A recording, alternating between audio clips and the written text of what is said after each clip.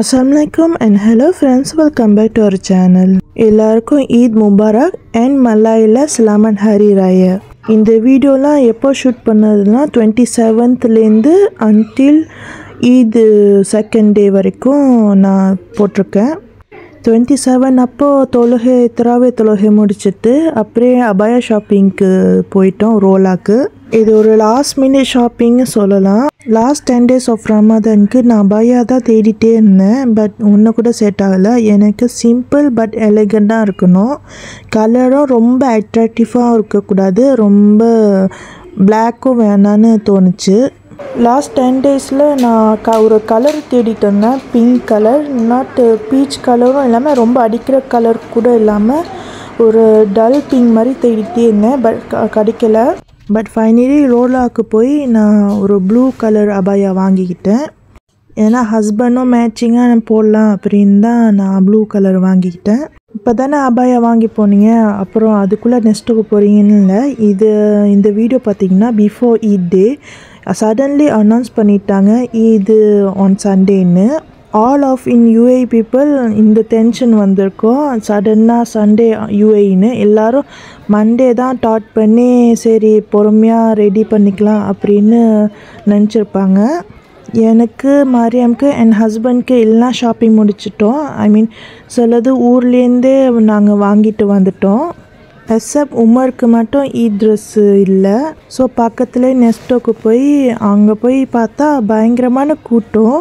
எல்லாரும் என்ன மாதிரி லாஸ்ட் மினிட் ஷாப்பிங் தான் வந்திருக்காங்க. ஒரு ட்ரெஸ்ஸு தேர்றதுக்குள்ளே போதும் ஆயிடுச்சு. ஏன்னா அப்படி குமிஞ்சு கிடக்குது. ஒரு வழியாக வாங்கிட்டு வீட்டுக்கு வந்துட்டோம். வீட்டுக்கு வந்தோன்னே எனக்குள்ளே ப்ரிப்ரேஷன் எனக்குள்ளே ட்ரெஸ்ஸு நான் எடுத்து வச்சுட்டு இருந்தேன் எது போடலாம் அப்படின்னு. இந்த ட்ரெஸ்ஸெல்லாம் நான் ஊருக்கு போகும்போது நான் வாங்கிட்டு வந்திருந்தேன். இந்த இதுக்கு எந்த ட்ரெஸ்ஸு போடலான்னு ரொம்ப கன்ஃபியூஷனில் இருந்துச்சு. ஏன்னா ஒரு சாரீஸ் கூட இருந்துச்சு. எங்கள் ஹஸ்பண்ட் கிஃப்ட் பண்ண சாரீ இது ரொம்ப எலிகண்ட்டாக இருக்கும். பட் இந்த வெயிலுக்கு பட்டு சாரீ போடணுமா அப்படின்னு யோசிச்சுட்டு இருந்தேன். ஏன்னா வெளியே போய் தொழுக்கும் போது கொஞ்சம் கஷ்டமாக இருக்கும் அப்படின்னு. இந்த சாரீ எவ்வளோ வேலையாக இருக்குன்னு கெஸ் பண்ணிக்கோங்க. அவ்வளோ எலிகண்ட்டாக இருந்துச்சு. அண்ட் அந்த சாரிலே எல்லா மாங்காய் பிக்சரில் எஸ்ன்னு இருக்கும். என் பேர் சேர்த்த மாதிரியே இருந்துச்சு. எனக்காகவே சேலை செஞ்ச மாதிரி இருந்துச்சு. ரொம்ப கன்ஃபியூஷனில் இருந்தேன். சரி சாரீஸ் போடலாமா இல்லை சுடி போடலாமா அப்படின்னு. கடைசியாக டிசைட் பண்ணது சுடி போட்டுட்டு சாரீ பக்ரீட்க்கு போடலாம் அப்படின்னு. எல்லாம் எடுத்து வச்சுட்டு கபோர்டில் மாட்டி வச்சுட்டேன். ஏன்னா ஈதுக்குன்னு தொழுகைக்கு அயன் பண்ணி நீட்டாக தான் நல்லாயிருக்கும் அப்படின்னு. உமருக்கு ஒரு கிரே கலரு வாங்கிக்கிட்டேன். ஏன்னா கொஞ்சம் கிரேயிஷும் இருக்குது ஹஸ்பண்ட் ட்ரெஸ்ஸு மேலே அப்படின்ட்டு அதனால் வாங்கிக்கிட்டேன். அண்ட் மரியாம்க்கு ஊர்லேருந்து தான் ட்ரெஸ்ஸு வாங்கிட்டு வந்தது. க்ரீன் கலர் இருந்துச்சு. கொஞ்சம் மேட்சிங் இருக்குது என் சுடியோட. கொஞ்சம் 7-8 வயசுக்கு மேலே உள்ள கேர்ள்ஸ்க்கெலாம் கொஞ்சம் கஷ்டமாக இருக்குது இப்போ ட்ரெஸ்ஸு கிடைக்க இங்கே யூஏஇயில். நான் வாங்கும் போது டிசைனும் பார்ப்பேன் அண்ட் ஒரு லுக்காக இருக்கணும் அப்படின்னும் பார்ப்பேன். சும்மா சைஸ் இருக்குது டிசைன் நல்லா இல்லைன்னா பரவாயில்ல அப்படின்னு நான் வாங்க மாட்டேன்.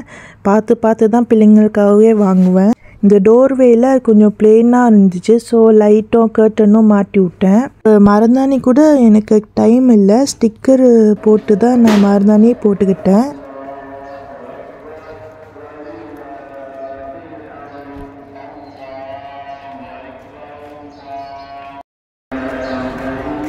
நைட்டு ஃபுல்லாக அயர்ன் பண்ணி எல்லாம் ரெடி பண்ணி வச்சுட்டு பிள்ளைங்களை எழுப்பி போட்டு ப்ரேயருக்கு கிளம்பியாச்சு.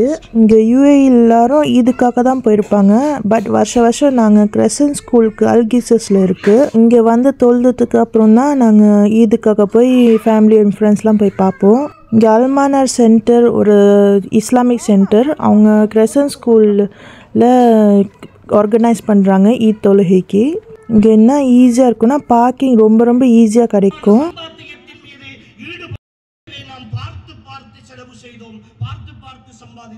போன வருஷம் கொஞ்சம் கம்மியாக இருந்துச்சு, இந்த வருஷம் பயங்கரமான கூட்டம். போன வருஷம் ஈதுக்கால பார்த்த ஃப்ரெண்ட்ஸ் எல்லாம் நான் இங்கேயே பார்த்தேன். ஸ்கூல் ஏரியானாலேயே நிறையா பார்க்கிங் வச்சுருப்பாங்க, அதனால் கொஞ்சம் ஈஸியாகவே பார்க்கிங் கிடச்சிருது. இங்கெல்லாம் முடிச்சுட்டு ஈதுக்காக போய் ஃபேமிலி ஃப்ரெண்ட்ஸ்லாம் பார்த்துட்டு அப்புறம் வீட்டுக்கு கிளம்பிட்டோம். வீட்டுக்கு போகிற வழியில் அல்பலாத்துன்னு ஒரு கடை இருக்கும், இது ஒரு தமிழ் கடை தான். இந்த வருஷம் ஈதுக்கு கிச்சன் லீவு விட்டாச்சு. எப்போவுமே ஈது வந்தாவே வத்தலப்பம் ஞாபகம் தான் வரும், எப்போவுமே செஞ்சுருவேன். பட் இந்த டைம் அன்எக்ஸ்பெக்டட் டைம்னால ஒன்றும் செய்ய முடியல. இருந்துச்சு கடல் பாசி மைலோவும் வித் ரோஸ் மில்க்கு கடல் பாசியை செஞ்சு வச்சுருந்தேன், நோம்பு இருக்கும்னு நினச்சி. பட்டு அன்எக்ஸ்பெக்டடாக ஈது வந்துருச்சுனால அதே வச்சு நாங்கள் ஊற்றிக்கிட்டோம். இந்த பலத்தில் நாங்கள் வடை, பரோட்டா அண்ட் பொங்கல், இட்லிலாம் வாங்கி நாங்கள் வீட்டிலே ஃபினிஷ் பண்ணிக்கிட்டோம் இங்கே பிரேக்ஃபாஸ்ட்டு. பக்ரீத்னா நம்ம ப்ரிப்பரேஷன் பண்ணி நம்ம இதெல்லாம் செஞ்சிடலாம் அப்படின்னு நான் பிளான் பண்ணி வச்சுருக்கேன். நம்ம ஒரு ஸ்டைல் பிரேக்ஃபாஸ்ட் சாப்பிட்டோம்னா கண்டிப்பாக இங்கே பலத்துக்கு வந்துடலாம். எப்போவுமே ஹஸ்பண்டும் சரி நானும் சரி ஊருக்கு சாப்பாடு ஞாபகம் வந்துச்சுன்னா நாங்கள் இங்கே பிரேக்ஃபாஸ்ட் சாப்பிட்டு வந்துடுவோம். பொங்கல் அருமையாக இருக்கும், வடையும் சேர்த்து நல்லா கிறிஸ்பியாகவும் இருக்கும். நைட்டு ஃபுல்லாக தூக்கம் இல்லாததுனால பயங்கரமாக டயர்டாக இருந்துச்சு. பிரேக்ஃபாஸ்ட் சாப்பிட்டுட்டு கொஞ்சம் நேரம் டீலாம் குடிச்சு பேசிட்டு போய் தூங்க போயிட்டோம். ஆஃப்டர்நூன் டைம் போல் நாங்கள் முஷ்ரிஃப் பார்க்க போயிருந்தோம். ஈது அப்போது கண்டிப்பாக பிரியாணி இல்லாமல் இருக்காது, அதனால் லஞ்சுக்கு ஃபேமிலி ஃப்ரெண்ட்ஸ் எல்லாம் சேர்ந்து ஆர்டர் பண்ணி நாங்கள் பார்க்லேயே உட்காந்து சாப்பிட்டோம். ஹஸ்பண்ட் ஃப்ரெண்ட்ஸ் எல்லாம் சேர்ந்து ஆர்டர் பண்ணிடுவாங்க ஒரு கடையில். அவங்க ஒரு சட்டி குக் பண்ணி இங்கே சட்டியோடு கொடுத்துருவாங்க. இந்த டைம் நாங்கள் தொப்பி வாப்பா பிரியாணி தான் சாப்பிட்டோம், நல்லா இருந்துச்சு. எல்லோரும் பிரியாணி சாப்பிட்டு முடித்தோடனே பிள்ளைங்களுக்கு மட்டும் எஸ்பெஷலி ஐஸ்கிரீம் கிடச்சிச்சு. அதுலேயே நாங்கள் பேரண்ட்ஸ்லாம் கொஞ்சம் ஒரு ஸ்பூன் சாப்பிட்டோம்.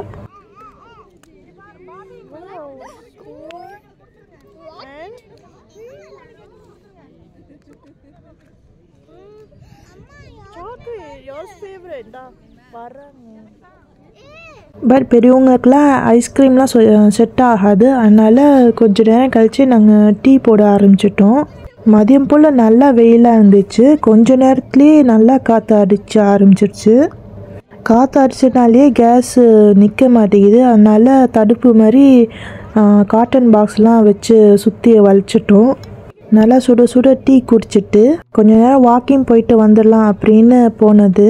ஈட் டேஸ்க்காகவே இந்த சர்க்கஸ் ஈவெண்ட்ஸ் மாதிரி வச்சுருந்தாங்க. கிட்ஸுக்கெலாம் ரொம்ப ஃபன்னாக இருந்துச்சு, ஒரு அதிசயமாக இருந்துச்சு அவங்களுக்குலாம்.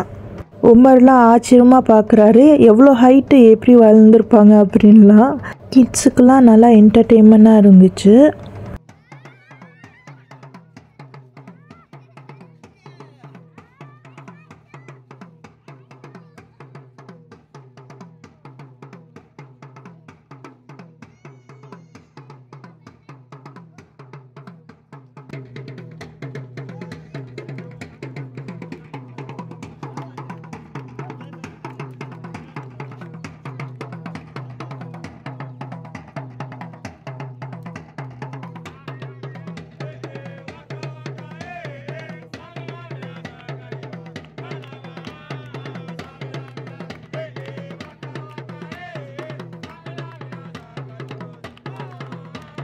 நைட்டு வரைக்கும் நாங்கள் ஃபேமிலி ஃப்ரெண்ட்ஸ்லாம் நல்லா டைம் ஸ்பெண்ட் பண்ணிவிட்டு நாங்களும் வீட்டுக்கு கிளம்பிட்டோம்.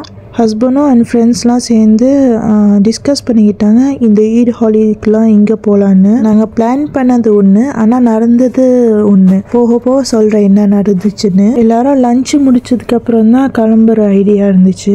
பட் நாங்கள் பிரேக்ஃபாஸ்ட் சாப்பிட்டதே அப்படியே இருந்ததுனால நாங்கள் லஞ்சு போகிற வழியிலே மனாக்கிஷும் ஃபத்தேர் வாங்கிட்டு சாப்பிட்டுட்டே போனோம். அசர் தொழுகைக்கு நேரம் ஆயிடுச்சனால போகிற வழியில் பள்ளியில் ஸ்டாப் பண்ணிவிட்டு அதுக்கப்புறம் கிளம்பினோம். வெளியே வந்தோடனே இங்கே இங்கே ஒரு மரம் இருந்துச்சு பள்ளிக்கு முன்னாடியே. சரி கிட்டக்கு போய் பார்த்தா இழந்த பழம் மரம் இருந்துச்சு. சரி எல்லாரும் கொஞ்சம் பறிச்சுட்டு இருந்தாங்க, நம்மளும் கொஞ்சம் பறிப்போன்னு போனேன். கொஞ்சம் yellowish கலர் காய் தான் கிடச்சிச்சு. ரெட் கலர் காயெல்லாம் கொஞ்சம் மேலோட்டமாகவே இருந்துச்சு. கொஞ்சம் ரெட்டாக இருந்துச்சுன்னா நல்லா இனிப்பாக இருக்கும். இது கொஞ்சம் கசப்பு துவப்பும் இருந்துச்சு. பிளான் பண்ண பார்த்தீங்கன்னா குளிக்கிற மாதிரி மதாக்கு போகலாம் அப்படின்னு. பட் சம் ஃப்ரெண்ட்ஸ்லாம் அங்கே முன்னாடியே ரீச் ஆயிட்டாங்க மதாவில். அவங்க பார்த்துட்டு தண்ணி சுத்தமாகவே இல்லை, ஏன்னா கொஞ்சம் தண்ணி கூட ஃப்ளோவும் இல்லை அப்படின்னு சொன்னாங்க.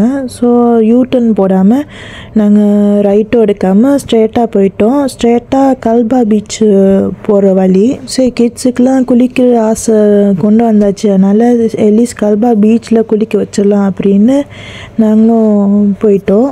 கல்பா பீச்சுக்கு ஃபஸ்ட் டைம் நான் வரேன். ஸ்ட்ரக்சர்லாம் அழகாக இருந்துச்சு, வித்தியாசமாகவும் இருந்துச்சு.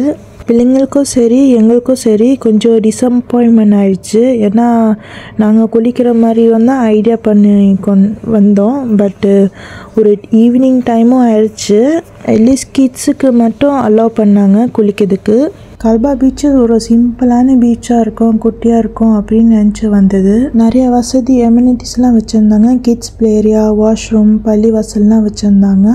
நீட் அண்ட் க்ளீனாகவும் இருந்துச்சு. அண்ட் ரொம்ப கூட்டமும் இல்லை, நல்லா காமாக இருந்துச்சு. இதே லேட் ஆயிடுச்சு, அதனால் கொஞ்ச நேரம் குளிச்சுட்டு வரேன் அப்படின்னு பிள்ளைங்களும் கிளம்பிட்டாங்க குளிக்கிறதுக்கு.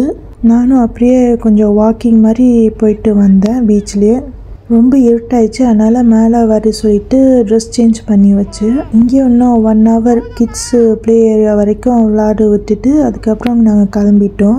8-9 o'clock கொஞ்சம் ஏர்லியாகவே கிளம்பிட்டோம். ஏன்னா நாங்கள் போனோன்னு தான் நம்ம ஏரியாவில் டின்னர் சாப்பிட்டுட்டு போய் படுக்கலாம்.